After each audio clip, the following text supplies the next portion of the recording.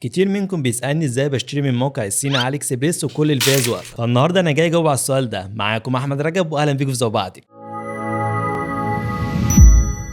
مبدئيا كده لازم تعمل فيزا وبتدعم الشراء دولي، فاحنا هنعمل فيزا ولكن فيزا افتراضيه، يعني مش بتتمسك في الايد زي الفيز العاديه. انت اول حاجه بتعمل الفيزا دي عن طريق تطبيق اسمه رودو باي، والفيزا دي بتفعل على التطبيق ب $10 وبتقعد معاك 3 سنين. حد هيقول لي ما هو كتير جدا، ولكن انت لو اول مره تسجل على التطبيق هتاخد $5 هديه، بس الدولارات الهديه دي ما تقدرش تشتري بيها الفيزا، هي مجرد بس انك تدفع بيها في اي موقع. وهسيب لكم رابط التسجيل على التطبيق تحت في الوصف. ولكن موضوعنا النهارده ازاي نضيف دولارات على التطبيق ده. انا بستخدم موقع وسيط، يعني انا بحول له الفلوس بالمصري وهو بيحول لي دولار على اي تطبيق انا عايزه، والموقع ده اسمه ماني اكستشينج سفينه. الموقع ده انا شرحته في فيديو قبل كده، ولكن هم دلوقتي حدثوا من شكل الموقع، ولو انت كنت عامل عليه حساب قديم هتضطر تعمل حساب جديد عليه. والناس دي شغاله من 2020، يعني بقى لهم 5 سنين، فما تقلقش من حته ان هم ينصبوا عليه. فانا دلوقتي معايا تطبيق ريدو باي $23.96. هخش دلوقتي على موقع ماني اكستشينج سفينه، ورابط الموقع هتلاقوه تحت في الوصف. مبدئيا كده اول حاجه نعملها في الموقع ان انا اعمل اكونت جديد، وادوس على كلمه كرييت اكونت، وهتبتدي تملى البيانات بتاعتك عادي جدا. وبعد ما مليت البيانات هدوس على كلمه سبميت، وهنا بقى نبتدي برضو نملى بقيه البيانات. اليوزر نيم ده اللي هنخش بيه على الموقع، وفي الاربع خانات دي هكتب فيها اي حاجه مش مهمه خالص. وبعد كده ادوس على كلمه سبميت،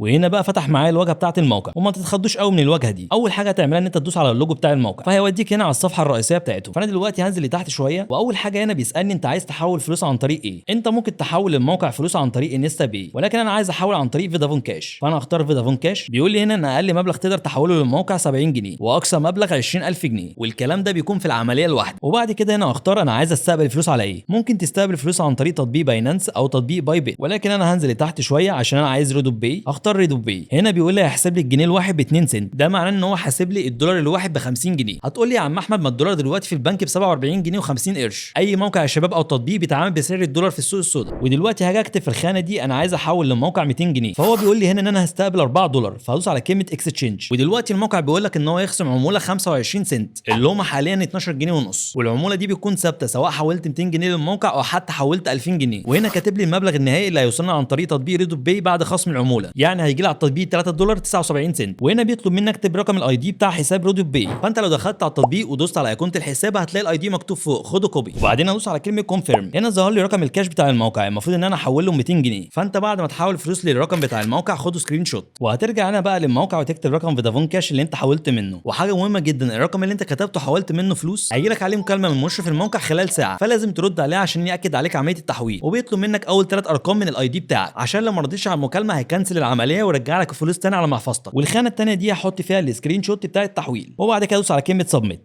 وبعد كده هنا كاتب لك العمليه بروسيسنج، يعني هي دلوقتي بتتراجع. وزي ما قلت لك هيجي لك مكالمه خلال ساعه، والمكالمه دي بتجي لك مره واحده بس لو اول مره تستخدم الموقع. فبعد كده لما تيجي تستخدم الموقع مش هيجي لك المكالمه دي تاني. وبعد ما عدى حوالي نص ساعه العمليه اتاكدت على الموقع، وجالي اشاره على التطبيق ان انا اتضاف لي $3.79. هنلاقي ان التوتال معايا $27.75. فدي كانت اسهل طريقه ان انا اضيف دولارات على اي تطبيق. وممكن برضو تعمل العكس، لو عايز تسحب فلوس من على اي تطبيق تحولها على فودافون كاش. ولو واجهتك اي مشكله في الموقع تقدر تكلمه عن طريق صفحه الفيس بتاعتهم. وباذن الله اعمل لكم فيديو ازاي تسجل على تطبيق ريدو باي وتشتري من عليه الفيزا، لان التطبيق بيطلب منك انك تفعله عن طريق البطاقه الشخصيه بتاعتك. فانا هقول لكم كل التفاصيل عنه، ازاي تدفع بيه على تطبيق جوجل بلاي، وكمان ازاي تدفع اشتراكاتك في برامج ادوبي. بس ما تنسوش بقى تعملوا ايه، وسلام.